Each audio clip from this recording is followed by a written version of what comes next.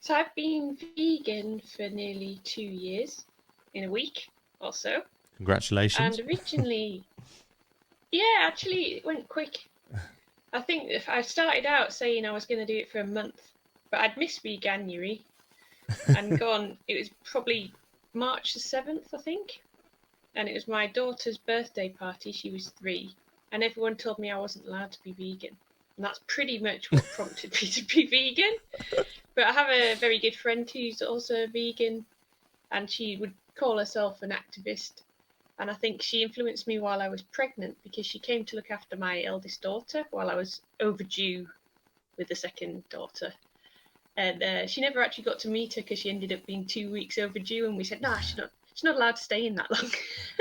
So she flew back from Copenhagen to the UK and missed out on the birth. But for those 2 weeks while she lived with us, and looked after my eldest, entertained the eldest daughter who was a toddler, um, she cooked for us. Although, so we had these boxes of vegetables delivered, so she cooked really healthy vegan food, and Right. then we'd sneak off to the local vegan supermarket, which is now closed down, unfortunately. But she'd make me all these nice desserts, and I think it was desserts that was stopping me from going from vegetarian to vegan.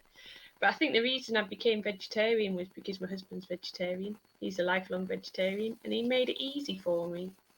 And I've realised, like in the world of veganism, it is quite antisocial and inconvenient because there's not enough access, and that's probably why everything in my life's led me to the job I do and to try and improve how inclusive it is of people with dietary preferences, And what was it like that, vegans, obviously. obviously, and what was it that, your friend coming over and the sort of teaching you a little bit, I suppose, or showing you how easy it could be? Was there sort of guiding principles sort of from an ethical standpoint, or had you got into the world of food safety by this point? Was there any sort of triggers there that had prompted it?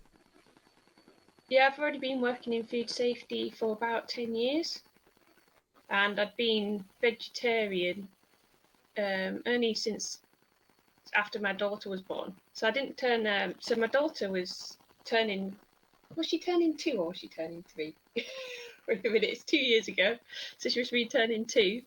So there's actually 2 years where I was basically saying I should be vegan, and it was just that I wasn't because it was too inconvenient. So when I went to Danish school, for example, there was only the option of vegetarian. There wasn't the option to eat if you were vegan. Right. And it was just that one day I decided that I'd go hungry or be inconvenient or annoy some people, be antisocial. And that the day I decided, and I got so much backlash from my close family, and it was particularly inconvenient. But I hosted my daughter's birthday party with the extended family, and it was all vegan, and no one noticed. And we had 4 vegans at her birthday party, so we're actually the majority Oh anyway. well. But like my dad's, I'd probably call him a carnivore because he's so pro meat, and it was a sort of bit of my identity back in the day when I was like I travelled around Australia and I'd try all the different types of animal, and I look back at myself now and think, why was I doing that? And it was sort of an identity that Mm. my dad had sort of drilled into me that you're really strong if you eat loads of meat. And I think he's always been saying that you can't do it. Like you can't have a cake if you're vegan.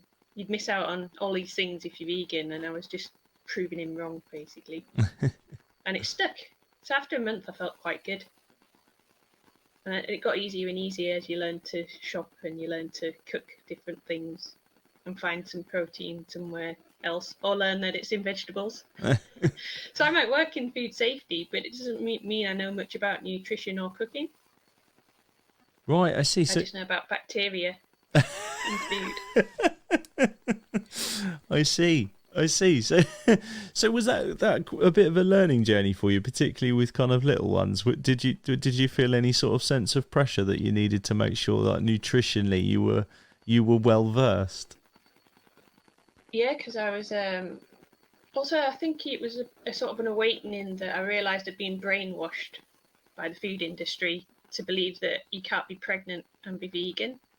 You have to Right. eat meat. Like every time I went to see my parents, they'd force feed me meat because I was almost vegetarian for a very long time.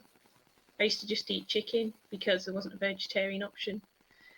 And then when I married my husband, obviously at home we just eat vegetarian. And now I'm vegan. He pretty much is, so he's almost vegan as well. He still does the same thing, that when he's in a situation where he can't eat, he has to give in and have whatever there is.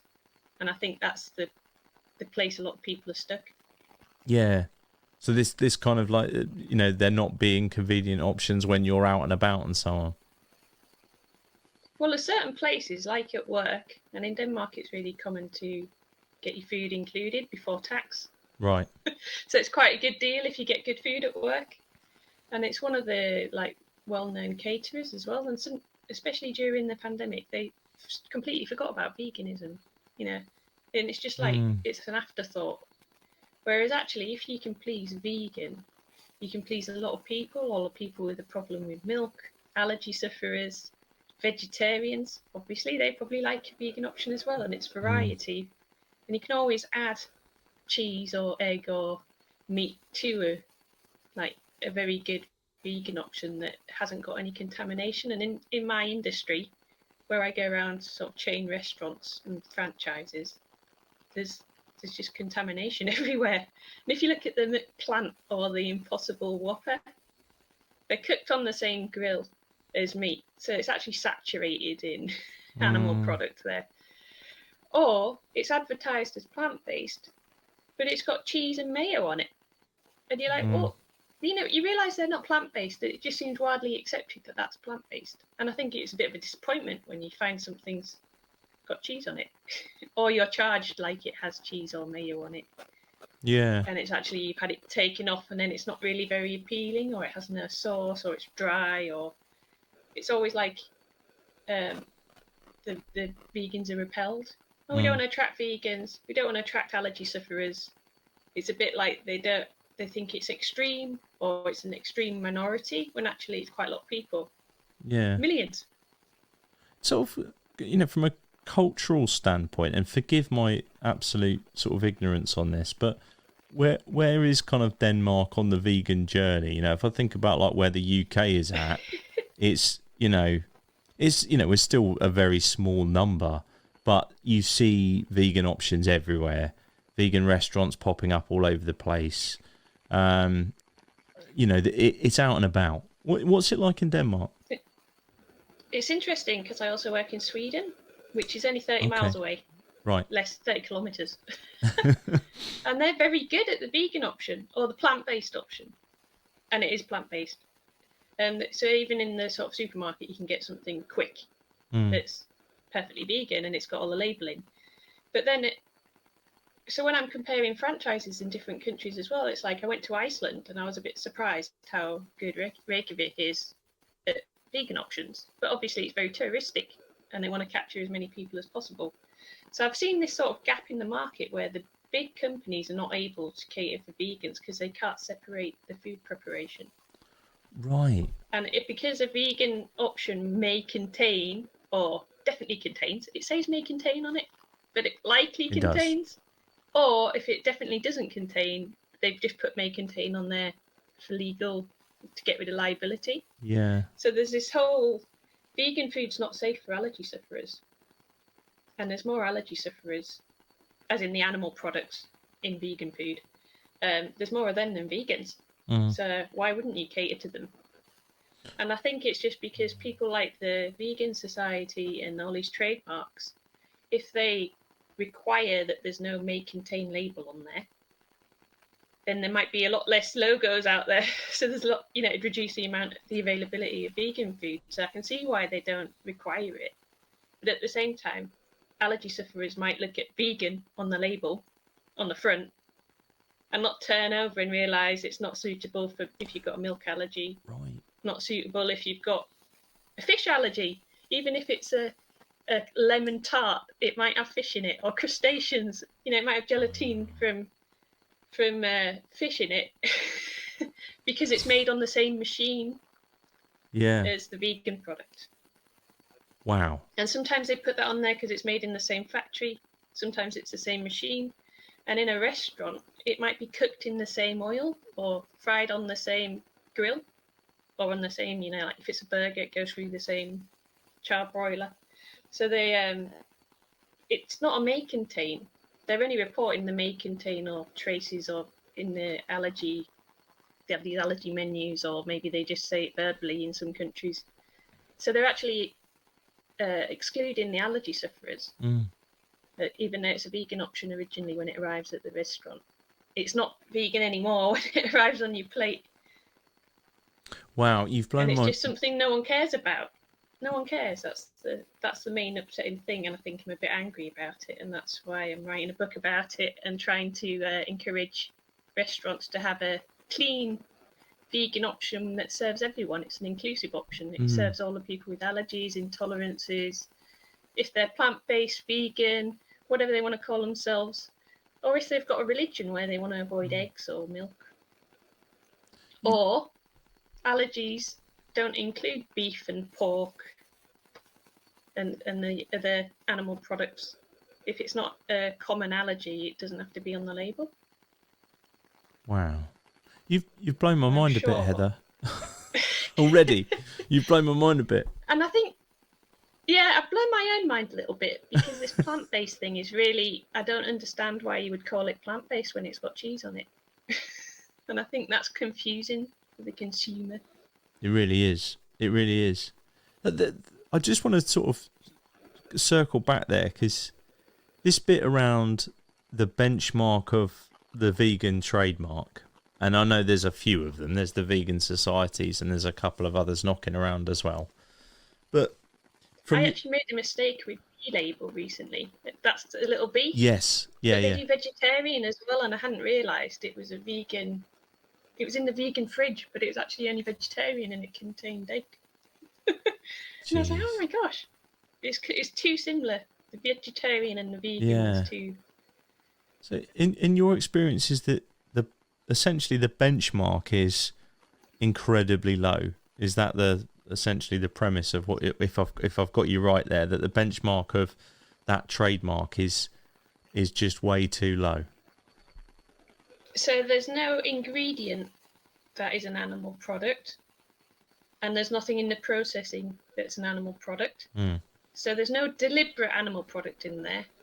But if it's produced in the same factory or on the same machine as, the standard version of most things, then it might contain animal product. And in a restaurant, if the person who's serving it to you doesn't really care about vegan or doesn't even know what vegan means, they'll probably just cook it with alongside the melted cheese and animal fats. Yeah. So from and that might not be that might be dangerous for allergy sufferers, because a lot of vegans as well are lactose intolerant. Yeah. Yeah, so there's sort of the kind of your ethical choice, your position. It might be from a religious point of view, from an ethical standpoint with veganism, it could be, but there's also this, obviously, this health risk too that's not being really properly catered for. Yeah, so the contamination, like the stuff in food we don't want in food, like in our case it's animal product, but for an allergy sufferer it's probably milk or egg. They're the really common ones, more common than nuts. Then they don't want anything in there. They don't want the traces of. And I think if it's not life-threatening, chefs might not take it seriously if they don't care about vegans. They just think vegans are... There's lots of names. And that seems to be... I've done quite a lot of research. That seems to be the standard. They don't realise how many vegans there are. They don't realise how many allergy sufferers there are. And as well, they don't care about the religions if they don't hold that religious view themselves. Wow. But if they could... With a vegan option, it could address the religious groups. It could serve everyone. Because even if you're a meat eater, you can eat vegan food. What do you think is the driving force behind businesses, restaurants, food manufacturers not really worrying about this? Is it purely that there isn't enough profit motive in it, or that the legislation doesn't hold them to account, or... The contamination issue isn't legislated, so there's no sort of maximum amount of contamination that would be a problem. As long as they say for the allergy sufferers that it may contain they're not doing anything illegal, even though it's quite careless contamination. Wow. And that seems quite unjust. Yes. But what they're not seeing is the opportunity to serve a lot more people, because it's not just vegans. And I think also vegans steer the group. So if I go out with my extended family, there's 12 of us with a lot of kids, then I probably choose where we eat. Yeah. Because I have the strongest dietary preference, and I think it's the same for allergy sufferers. If you have a health reason for wanting to eat a certain place because you feel confident that they're going to serve you something that's not going to make you ill, and in some cases it's deadly, I think it's like the business doesn't want the liability.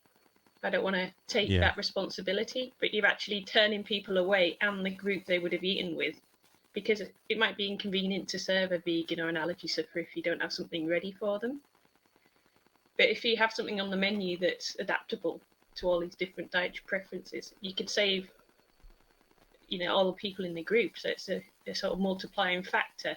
And then obviously vegans like to support other vegans by telling them where to eat.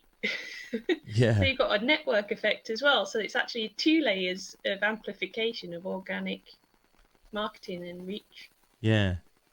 So it's a massive opportunity. 100%. Is that the main driver, the area of your focus? And we come on to the book.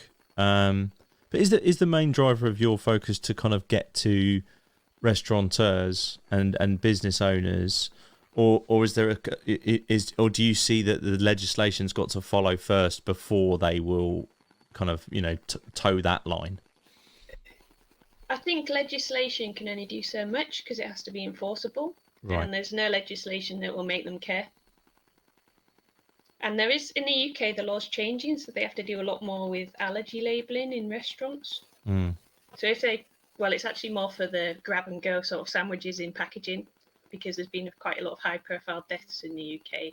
There was the Pret one, wasn't there? It's not even mislabeled. Yeah, it was a loophole. They didn't do anything illegal. So it was sort of, that's quite hard for businesses to do. It's quite expensive. But they couldn't make them care or cooperate so much. Right. So that's the problem, is the awareness, how many people it affects. It's millions in the UK. Yeah. And they sort of, the ones it affects a lot, like allergy sufferers that are severely sort of, I don't want to say they're disabled because they might not want to call themselves that, but it is life-threatening health condition. That might be a few million people, but the people on the gradient of, all the way to intolerant, to lactose intolerant, which is actually a normal state, not even it's not even a health condition, it's just a normal state. That whole gradient is maybe 20% of the population avoid milk. Yeah. Wow. That's massive. And they don't see it, they see it as 1 in 1,000 or 1 in 10,000, like 1 in 1,000,000 gets anaphylaxis, like the deadly kind of allergy, when actually it might be 1 in 10 people affected on the gradient where they might want to avoid, especially milk. Yeah. Milk and egg are the common ones. And you've probably heard of shellfish as well. But there's also allergies that are not listed and have to be on labels, like beef. There's people that have an allergy to beef. It's called alpha-gal. It's an allergy that's really rare. But they might assume a vegan product doesn't contain beef, but if it's been cooked on the same grill, it definitely contains a lot. Yeah. Wow. And the number of vegans is on the increase, the number of people with allergies is on the increase. And I think it's turning now how people perceive milk. Is now, it used to always be healthy and your source of calcium. Now it's going towards it's unhealthy and makes you fat. So hopefully more people realise that, adults aren't supposed to be drinking milk from any species. No, absolutely not. I would certainly advocate for that. I had a really good laugh with someone because they said, they were really disgusted once because they were looking at a chalkboard and they were talking about coffees and it said cat milk because the O had ribbed off on oat milk. And he's like, cat milk. And I had all these images of my, lactating cat. I was like, why is that different to a cow? It is the level. level of dissonance is pretty exceptional with milk, isn't it? I think I was like that not very long ago, though. And I work in the industry, I work with Mm. food. I know probably more than the average general person in the population about hygiene and how food is made. And even I thought I needed milk and meat while I was pregnant. Yeah. Because I think the responsibility was not just about me, and I knew that I didn't know enough. So I just went with the majority. And that's what it's all about, really, isn't it? People just go with the mainstream. And if you can get everyday restaurants to have a vegan option, it makes veganism more mainstream. Yeah, 100%. I mean, we've talked a lot sort of around the subjects involved, but tell us a little bit about the book. How did it come about? What sort of led you to the point where you thought I need to get some of these ideas down? So I've been working auditing, the big chain restaurants, and only a few of them, and actually a workplace, are very good at either vegan options or allergy friendly options. Like one of the best workplaces in the world have 19 allergens, whereas in the EU you only need 14, and the other allergens include all the ones that affect religion, like beef, Right. pork, alcohol, and it's to be an inclusive workplace because it's inclusive. Because if people can eat, that food's involved in so many things. I'm a bit rude when I go around these restaurants because I usually turn down a coffee if they don't have oat milk. Mm. I don't even like soy milk, so I am a bit picky. But like coffee's a sort of social thing. It's like a handshake almost. And I think while I was going around trying to be vegan and being a bit rude because I wasn't accepting coffees, I had an incident where I'd stayed in a usual hotel because I go like travel around Denmark quite a lot and Sweden, and I stayed in a place I always stay, ate what I usually eat, and I had a massive allergy where my lips swelled up and my hands went white and my feet went numb, and I basically couldn't speak. So I called an ambulance thinking it was anaphylaxis. And I do have allergies anyway, so originally I just thought, oh, I've got a bit of hay fever, my eyes are a bit puffy. And then I started getting worried for my life. And just in the amount of time it took to diagnose that it wasn't a milk allergy, which is what I originally thought, it was about 4 weeks where I was just scared to eat even food from the supermarket. It's really hard to shop if you've got an allergy. You turn every packet over and you're not allowed it. You have to shop in the free from section, and there's basically biscuits and Yeah. sort of really processed food there. Whereas I just wanted the normal vegan food. I shouldn't have to worry about milk in vegan food. So I got a bit sort of obsessed with it. And the more I learned about it, and I know where to look up legislation and all the rules about manufacturing and that sort of thing. Whereas usually I just focus on what food handlers do in restaurants. Mm. And I started getting a bit like angry that no one cares about these people.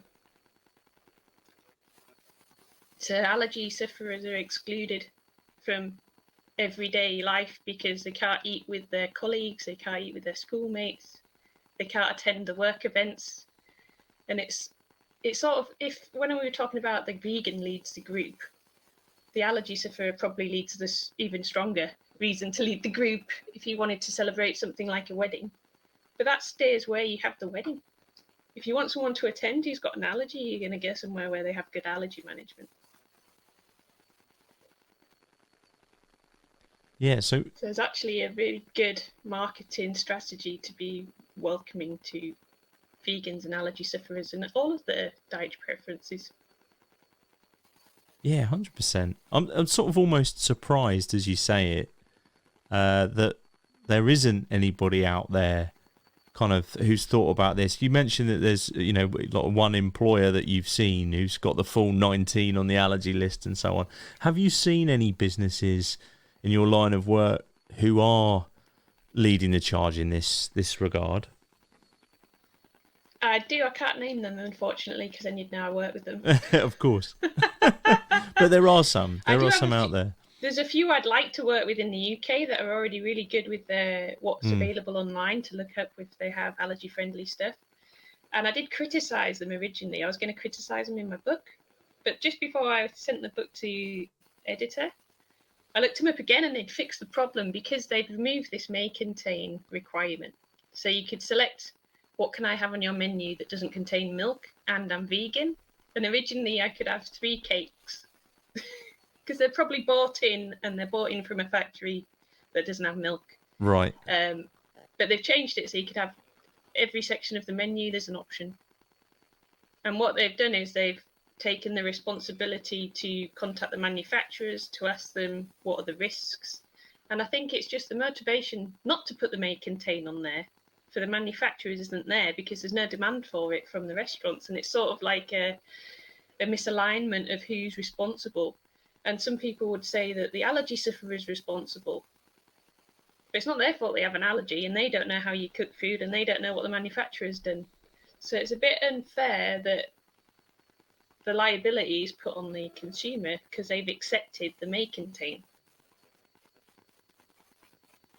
So this may contain label is the problem, is it's sort of a get out of jail free card for manufacturers to not care about cross-contamination. Can you see that ever changing, like legislatively? Can you see, is there any talk of government saying actually we're going to hold the food standard agencies or the food standards practices have got to be much higher, and you can't use that? We know it's a disclaimer because like everybody does. You see, I mean, it's almost a running joke, isn't it, with people about seeing may contain nuts in products that are they think there's. How could there possibly be nuts in this? But there's always may contain nuts because it's like you say, it's a bit of a disclaimer. Do you see any sense that a government might change the law on that? I think as soon as the consumer demands it. So obviously in the UK, you've got Natasha's law coming out later this year, which is basically a campaign against the government by the Natasha Foundation because she died and it was legal what they'd done. And she'd made a mistake, and it was like not her fault. She read the ingredients and thought it didn't contain sesame because that product didn't have to say anything, and that's confusing. But there's all the allergy sufferers that are not in these 14 that have to be on the label, and they must just be too scared to eat out, or they eat out naively, thinking that the chef or the business know how to manage allergies. And I think so in 1990, for example, food safety suddenly improved because new legislation came out. And I think more people are having allergies now. It's the way we live. Our lifestyles are causing more allergies. There's like a gluten-free revolution going on as well. I think the demand will come. And it'll be in the next 5 years. It's quite a short time scale. And people are now more focused on their health. They're realizing these things. And there's a lot available online for diagnosis because it's really hard to find. If you've got an intolerance, it's really hard to find it because it might not just be a blood test. It might not be simple, what are you allergic to? It might be more than one thing. And I still feel like I have a milk allergy. But I've got lactose intolerance to tell me, oh, you've had milk. Someone's put milk. And usually it is because it's called plant-based and then it's got pesto on it and the pesto's got cheese in it or, something they've innocently done, basically, without having them. It is quite an education to learn all these places that animal products are used in food. And it must be even more difficult when it's an allergy that's not common. I imagine it's pretty frustrating for you as, when you're out and about looking at food safety, seeing elements that aren't necessarily covered by the law. These sort of elements of people not caring about allergy sufferers in the food prep side of things, or not really worrying too much about whether something's vegan or not. And I guess there must be a massive frustration for you insofar as your jurisdiction is on what is legal and safe, and you can't really correct them for it. Is that something you have to experience? That's why I've written a book, because in my job working with a compliance company, I'm not allowed to give my opinion on vegan food.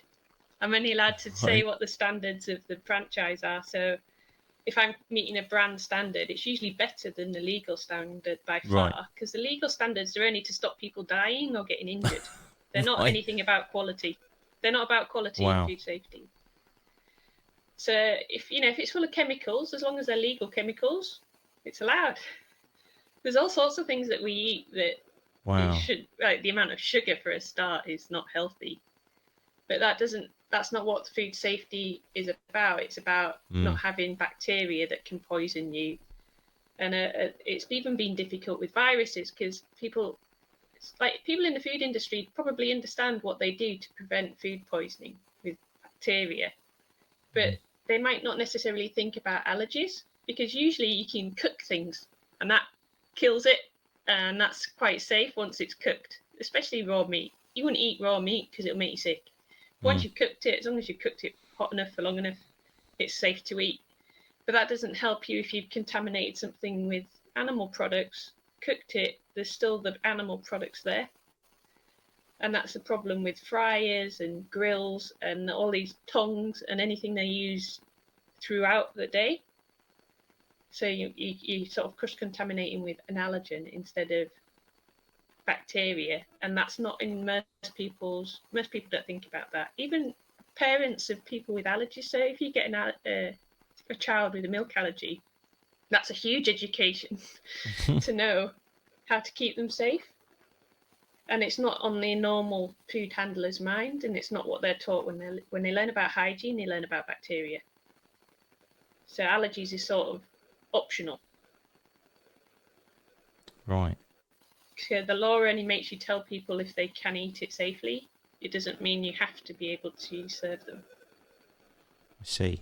I And see. with veganism, they say it's a choice, so they don't. There's no discrimination involved. When actually, it is discrimination to, you know, not feed people because of their beliefs. Yeah.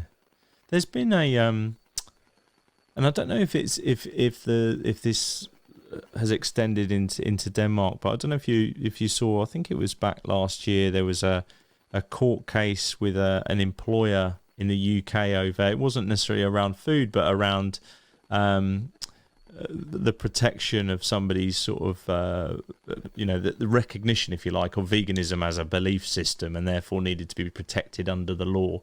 Do you think that is a key element that needs to happen in order to at least nudge sort of the veganism side, if not all of the allergy side, up to some sort of protected status? Or do you think it still just comes down to the food handler at the end of the day and what they choose to do? I think it comes down to if it's profitable, Right. and it's getting profitable because there's so many people with allergy problems. I There's so see. many people that are vegan or they're plant based because they don't want to be antisocial and admit they're vegan really in public because you do get backlash. And I've had backlash, and it's purely people taking the mick out of me. Mm. And normally I enjoy that, but when it means I go hungry, I don't enjoy it so much. And there's a point where I'm so hungry, I'm angry. So I think that's the point. It'll be when there's enough demand. I think Mm. vegans, say only 5 years ago when there was a quarter of the number of vegans, like less than 1%. Now it's probably around 3%. 3% is not a lot of people. If you're a high like revenue company, high turnover food, you need to be thinking about that 3% because it's not just the 3%, it's the 3% and their family Yeah. and their friends and their work groups. And if they want to do something that involves a celebration, you want to go to a place where they can be catered for. And as well, as you get older, and people are living longer, although they might be reducing again now because we're so unhealthy. There'll be other dietary preferences, Mm. such as Mm. people who need to lose weight, people with diabetes. That's quite common. But high cholesterol, there's only cholesterol in meat and animal products. There's no cholesterol in plants. If you've got high cholesterol, have a vegan diet, plant-based if you want. So many people are now overweight and trying to reduce their risk of heart disease or even some cancers. It's related to eating animal products. I think people are just becoming more aware of it now, and Yeah. actually, if you look at the reports from the meat industry or the dairy industry, they're worried now because a lot of people are reducing their meat intake, and they're not even aware of it. Mm. So if you ask them in a survey, they'd be saying they're a meat eater, but they're actually eating a lot less, and that's worrying for the meat industry. they want to know how to get those guys back and not let them go into the flexitarian range. And I find that quite interesting, that there's sort of unconscious flexitarians, and that makes me excited. That's fascinating. Actually, I've not necessarily heard that, so that is quite an interesting point. That people would still sort of identify themselves as meat eaters and omnivorous and so on, but realistically, they're 2 or 3 meals a week, probably, if not more, 2 or 3 days, I should say, a week, and they're not eating anything animal based, or at least anything meat based. Yeah, I think the choice is coming as well. There are a lot of plant-based options, and they might not be perfect for vegans or allergy sufferers, but there's a lot more plant-based options than there have been before. And so if you compare someone who's been vegan for 2 years, like me, and someone who's been vegan for 25 years, I have a much easier time now. And I think it'll get easier and easier for people to try it out and live their lives in the mainstream, in a normal job. Still able to go to the pub and have a beer that's not got animal products. There's a lot more beers and wines with vegan written on them now as well, so that's not a requirement. That's not legislated. That's happening naturally. So that's exactly a case in point of this supply and demand piece that you talk about.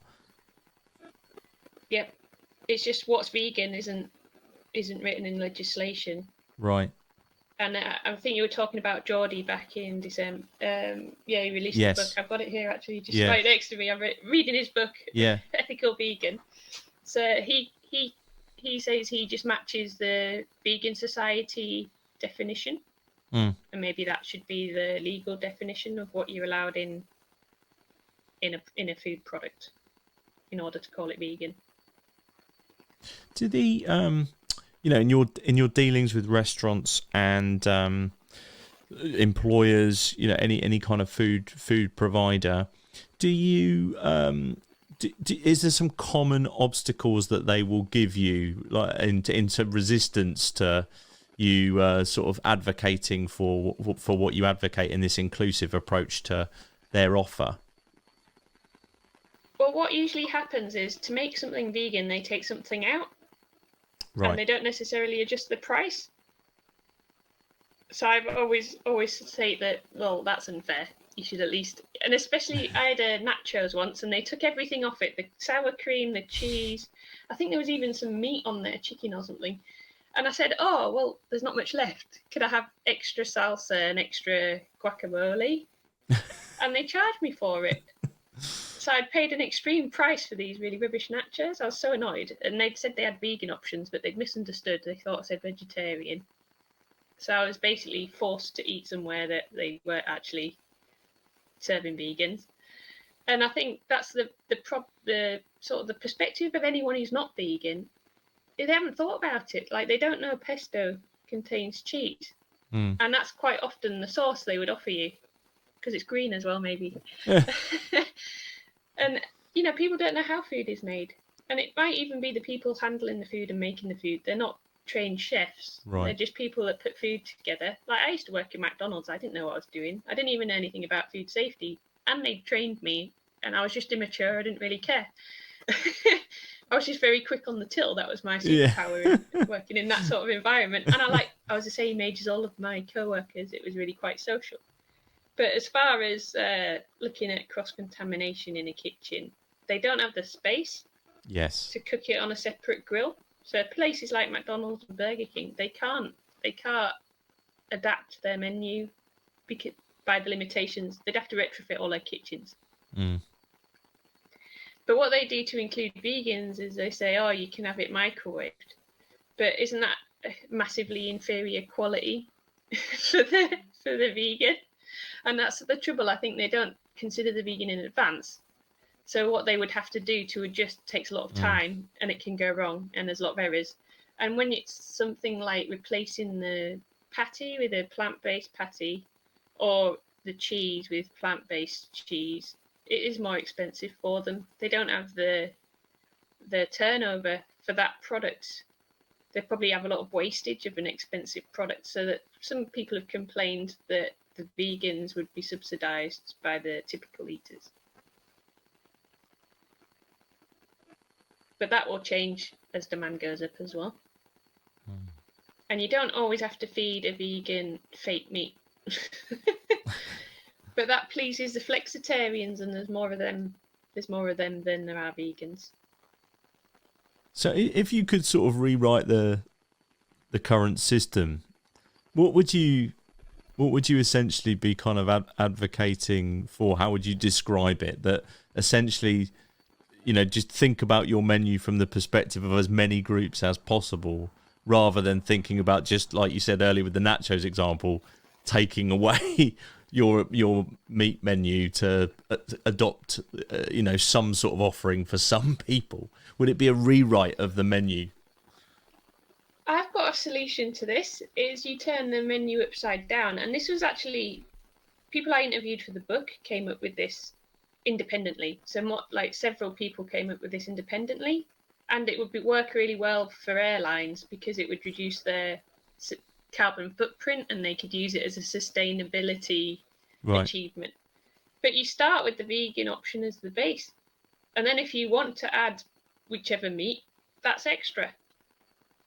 That would really help the airlines with reducing how much they have to carry.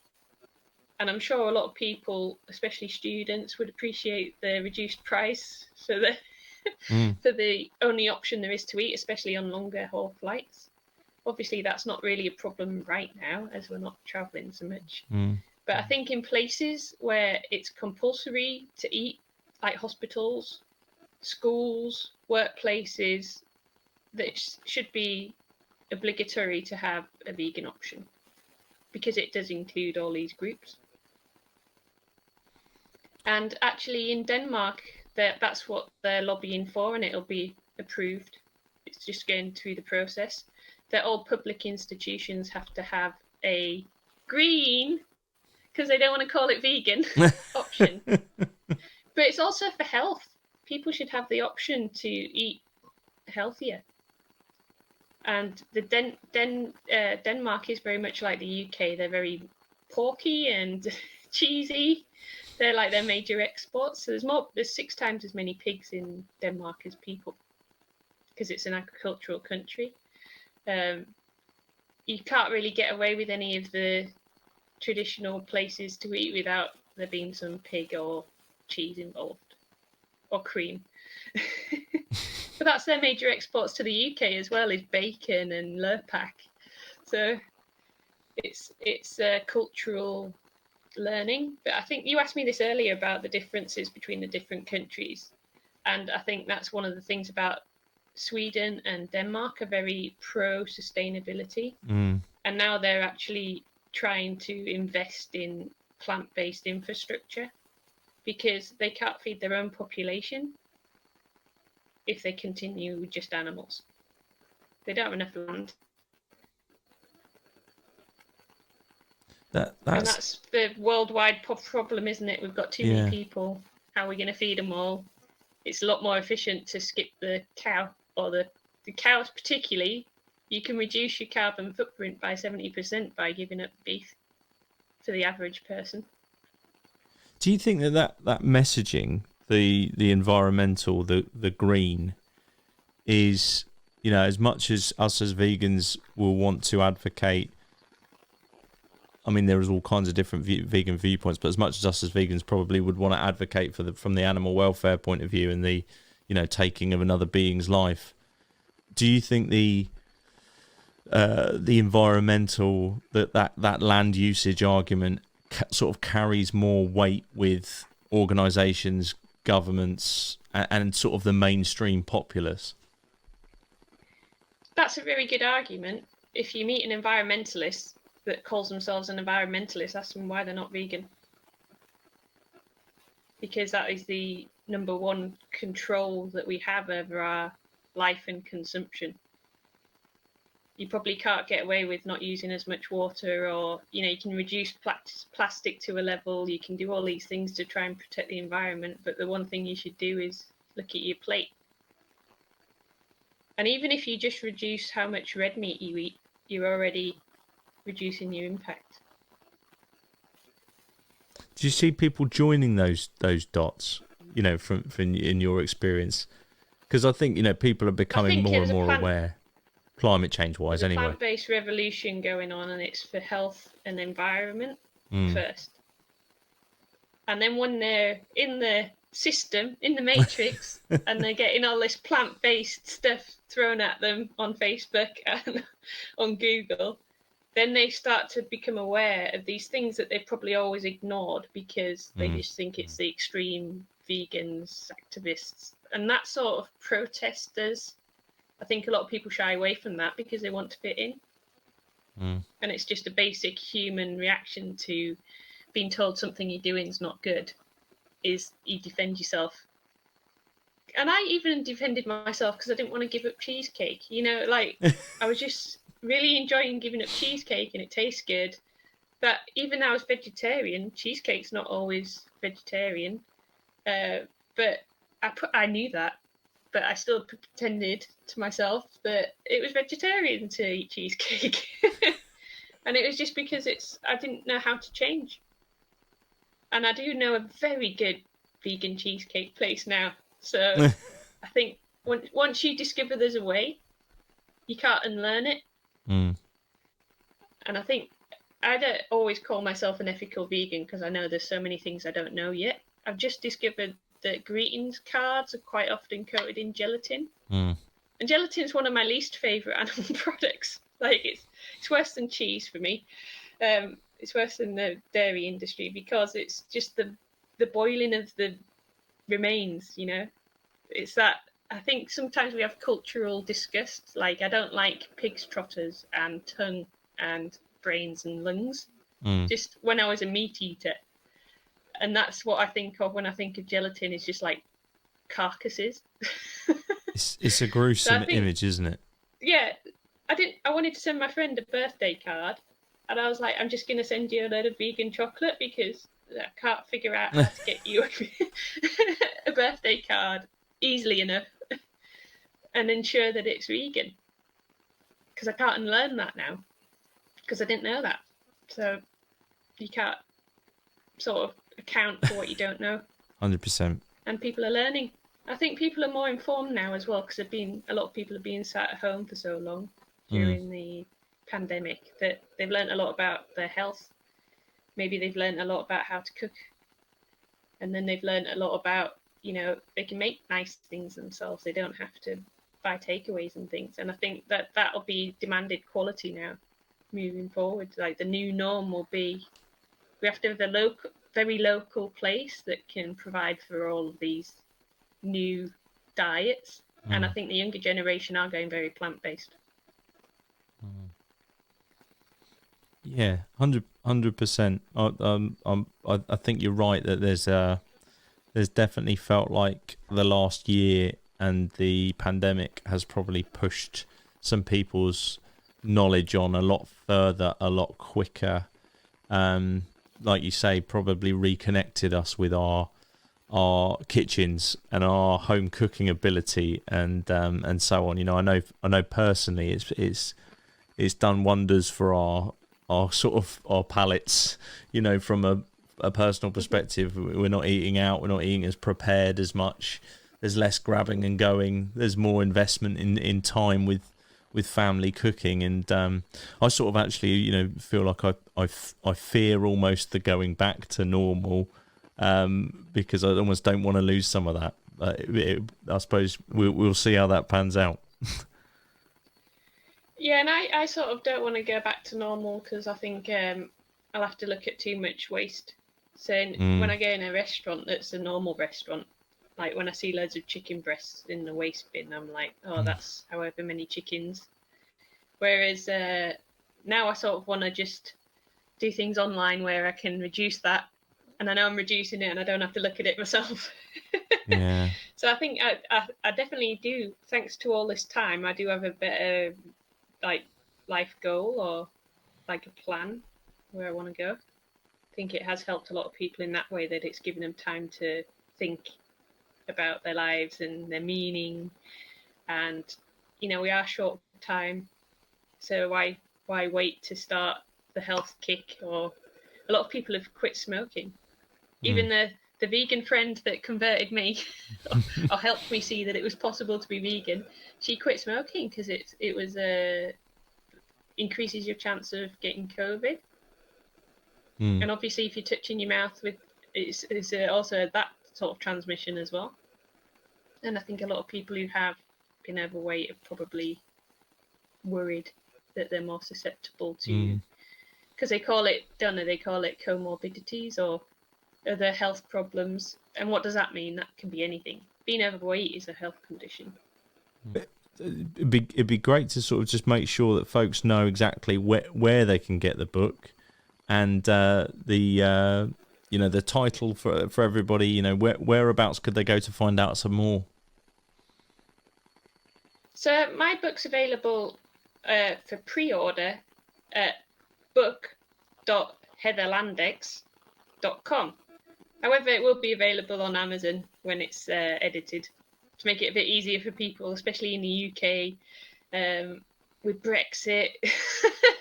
Yeah. And I'll be producing a course just so it's available to, Amazing. like the general principles are available to everyone. I think it's an incredible thing to have kind of identified and brought to public consciousness, and more power to you, because I think you're absolutely spot on, and I can't recall hearing anybody else talking about it, and so I think it's a really valuable perspective. So I really thank you for it, Heather. I think it is something that you need to teach school children about, so they don't bully their friend who has an allergy, or they understand that they can't, even play with them sometimes if they've just eaten peanuts and they can't go kiss their friend. That's a big deal to children, that they're not allowed to just be children, especially if the people working in the school. It comes back to what Laura was saying in one of your other interviews, that they just need to see the customer's perspective, and then everything will make sense. What they have to do is just a change in mindset. Yeah, like you say, it's the shift in mindset from how annoying it is, I've got to cater for this minority of people, through to the, actually, if I do this, I will cater for everybody. And why would you not want to do that? If purely it's profit driven, why would you not want to do that? I think that's how you do things these days. You just have to show the commercial viability. And the title of the book is actually Inclusive, the New Exclusive, because there's so many restaurants that can't do this at the moment, or they don't think about doing it, or they just people are not even asking them if they could be served, because they just assume they're not capable, and they're leaving money on the table. And especially whilst we're restricted in how far we can travel, you want to be capturing as much of your local catchment as possible. And if there's 20% of them with a milk problem and you don't offer a milk-free option, it's a no-brainer, really, when you put it like that. It really is. Well, Heather, look, it's hard to change, though. Oh yeah, easier said than done, I imagine. But I think you're definitely on the right path. Just information is power, right? So huge. And I'm really happy to hear from people who, people in the allergy industry, where they produce things that are free from, and just knowing people who could have influence to, make everything more vegan or allergy friendly. That's interesting for me. And I have a unique name, so people can usually look me up on LinkedIn or something. 100%. Well, thank you, Heather. It's been a pleasure. I'll put links in the show notes to guide some folks towards pre-ordering the book, and I really hope they do. I know I will. I think it'll be a fascinating read. So huge thank you, and it's been a pleasure chatting with you. You have a wonderful evening, and thank you very much for having me.